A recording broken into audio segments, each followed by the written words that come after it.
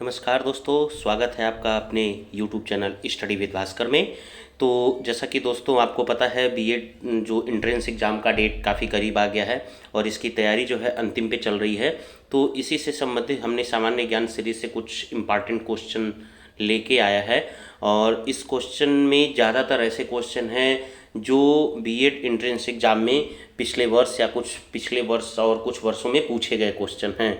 तो इस दृष्टिकोण से ये क्वेश्चन काफ़ी इम्पॉर्टेंट हो जाते हैं और कुछ नए क्वेश्चन हैं जो आने वाले एग्ज़ाम में बहुत ही इम्पॉर्टेंट होंगे। और ये 3-4 सीरीज हम लाने वाले हैं जिससे आपको सामान्य ज्ञान की जो समस्या है वो कहीं ना कहीं आपको इससे निजात मिलने वाली है। तो आइए दोस्तों, बहुत ज़्यादा समय नुकसान न करते हुए अपने उसके तरफ बढ़ते हैं, अपने क्वेश्चन के तरफ। तो पहला क्वेश्चन है हमारा, हरिप्रसाद चौरसिया का संबंध किससे है।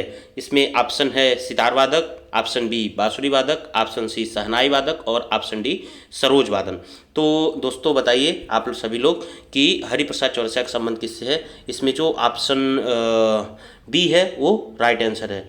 हरिप्रसाद चौरसिया का संबंध बांसुरी वादन से है। नेक्स्ट क्वेश्चन है, एक बाइट में कितने बीट्स होते हैं। तो जैसा दोस्तों आप लोगों को पता है, ऑप्शन में दिया हुआ है 8 बीट, 10 बीट, 12 बीट और 14 बीट। तो इसका राइट आंसर होगा ऑप्शन ए, 8 बीट्स। जो क्वेश्चन दोस्तों समझ में आए आप उसके आंसर कमेंट के माध्यम से हमको दे सकते हैं और जिससे हमको अच्छा लगेगा तो और सारे वीडियो आप लोगों के लिए लेके आएंगे जो काफ़ी ही महत्वपूर्ण होंगे आपके एग्जाम की दृष्टिकोण से। चलिए नेक्स्ट क्वेश्चन क्या कर रहा है, सबसे बड़ा महासागर कौन सा है। ऑप्शन ए हिंद महासागर, ऑप्शन बी अटलांटिक महासागर, ऑप्शन सी प्रशांत महासागर, ऑप्शन डी आर्कटिक महासागर। तो जैसा कि पता है सबसे बड़ा महासागर कौन सा है, प्रशांत महासागर, जो कि सबसे बड़ा और सबसे गहरा महासागर भी माना जाता है। प्रशांत महासागर क्या है, विश्व का सबसे बड़ा महासागर है। नेक्स्ट क्वेश्चन है, पहली भारतीय महिला मिस वर्ल्ड खिताब किसने जीता था। Option A Reita Faria, option B Priyanka Chopra, option C Aishwarya Rai, option D Diana Hayden. तो इसमें जो ऑप्शन ए है रीता फारिया, ये क्या है, राइट आंसर है। सब पहली भारतीय महिला मिस वर्ल्ड का खिताब किसने जीता था, रीता फारिया ने जीता था। नेक्स्ट क्वेश्चन है, यूएनओ का मुख्यालय कहाँ स्थित है। तो दोस्तों option A Geneva, option B Washington DC, option C न्यूयॉर्क और ऑप्शन डी ब्रुसेल्स। तो कमेंट के माध्यम से दोस्तों बताइए कि यूएनओ का मुख्यालय कहाँ स्थित है। तो इसमें यूएनओ का मुख्यालय कहाँ स्थित है, ऑप्शन सी न्यूयॉर्क में स्थित है। नेक्स्ट क्वेश्चन है, काली मिट्टी किस फसल से संबंधित है। बताइए दोस्तों, काली मिट्टी का संबंध किससे है। जैसा कि ऑप्शन में दिया हुआ है कपास, मक्का, सोयाबीन, तिल। तो इसमें जो मुख्य रूप से काली मिट्टी का संबंध किससे है, कपास से है। काली मिट्टी मुख्यतः कहाँ पाई जाती है, काली मिट्टी पाई जाती है मध्य प्रदेश, कर्नाटक और गुजरात और महाराष्ट्र राज्य में काली मिट्टी की अधिकता पाई जाती है। जिसमें से दोस्तों काली मिट्टी में कौन सी फसल बोई जाती हैं, गन्ना, गेहूं, ज्वार, सूरजमुखी, अनाज की फसलें क्या है बोई जाती है। इसमें खट्टे फल भी काली मिट्टी में काफ़ी अच्छे मात्रा में इससे इसका निकाला जाता है। नेक्स्ट क्वेश्चन है, कैंसर अनुसंधान केंद्र कहाँ स्थित है। बताइए दोस्तों, option A Hyderabad, option B Chennai, option C New Delhi और ऑप्शन डी क्या है आपका, ऑप्शन डी है आपका मुंबई। तो इसमें से आपको बताना है कैंसर अनुसंधान केंद्र कहाँ स्थित है। कैंसर अनुसंधान केंद्र कहाँ स्थित है, इसमें ऑप्शन सी नई दिल्ली। क्या है, राष्ट्रीय कैंसर संस्थान की स्थापना का प्रस्ताव 26 दिसंबर 2013 को स्वीकृत किया गया था। ये संस्थान नई दिल्ली के पास हरियाणा के झज्जर जिले के बादशाह गांव में है। तो इसमें हरियाणा ऑप्शन में दिया नहीं है तो नई दिल्ली है।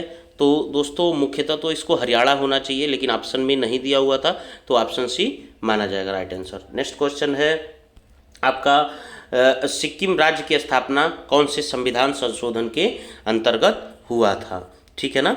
तो इसमें ऑप्शन ए 35वें संविधान संशोधन के अंतर्गत, ऑप्शन बी 36वें संविधान, ऑप्शन सी 37वें संस्थान और ऑप्शन डी 42वें संविधान संशोधन के अंतर्गत हुआ था। बताइए इसका राइट आंसर बताइए।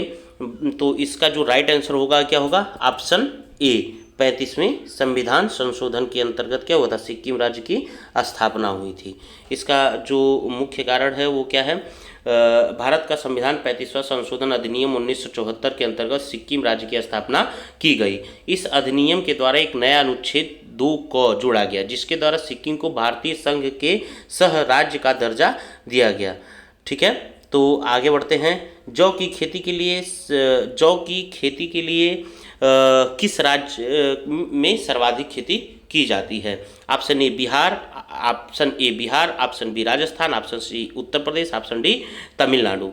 तो जौ की खेती जो है उत्तर प्रदेश में सर्वाधिक की जाती है। कहाँ पे? उत्तर प्रदेश में जौ की खेती सर्वाधिक की जाती है। तो इस दृष्टिकोण से option C right answer, option C right answer हो जाएगा। नेक्स्ट क्वेश्चन है दोस्तों, जिम कॉर्बेट राष्ट्रीय पार्क कहाँ स्थित है? ये बहुत ही सामान्य सा क्वेश्चन है, हर एक एग्जामों में ये क्वेश्चन पूछा जाता है। तो जिम कॉर्बेट नेशनल पार्क जो है वो उत्तराखंड में स्थित है।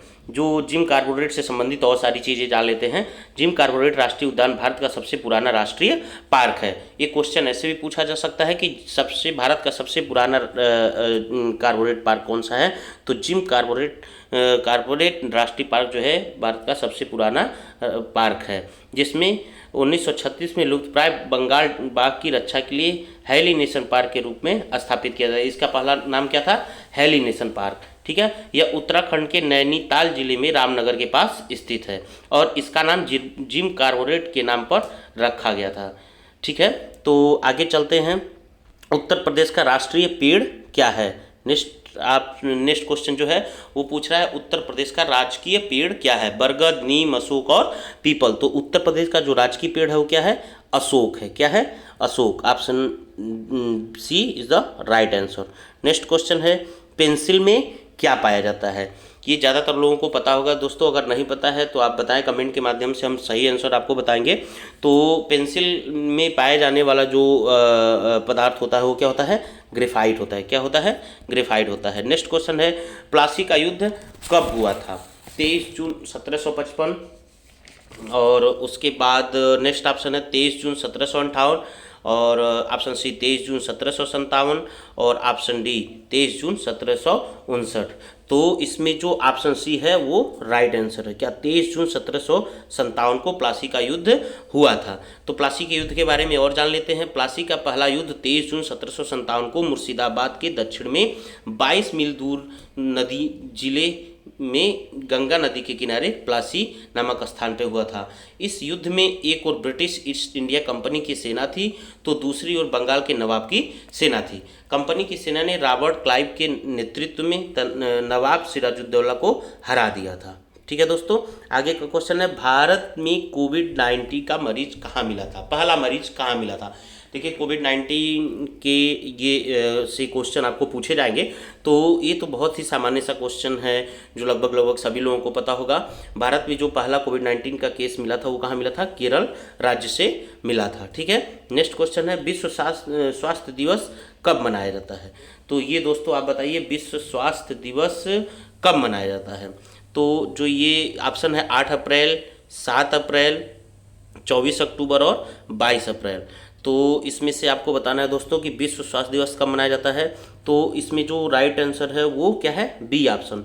7 अप्रैल को क्या मनाया जाता है? विश्व स्वास्थ्य दिवस। 7 अप्रैल को विश्व स्वास्थ्य दिवस मनाया जाता है। तो इसके रिलेटेड और जान लेते हैं। विश्व स्वास्थ्य संगठन WHO विश्व के देशों में स्वास्थ्य संबंधी समस्याओं पर आपसी सहयोग एवं मानव विकसित करने की संस्था है। विश्व स्वास्थ्य संगठन ने 193 सदस्य देश हैं, 2 संबद्ध सदस्य हैं।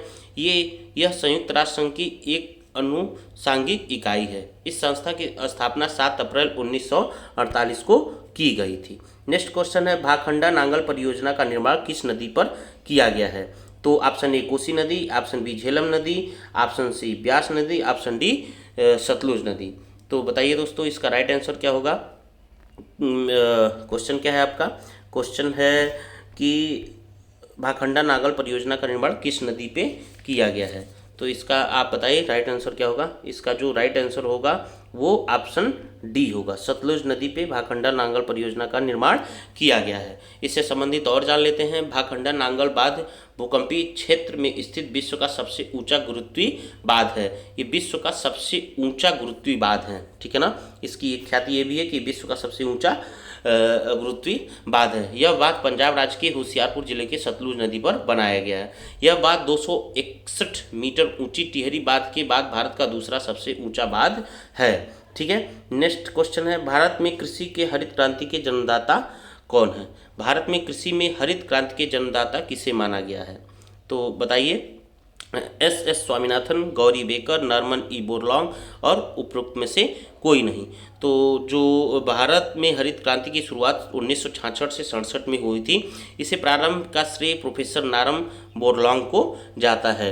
तो इसमें जो ऑप्शन सी क्या है वो राइट आंसर है। क्या है? Option C is the right answer. Next question है, दिल्ली चलो का नारा किसने दिया था?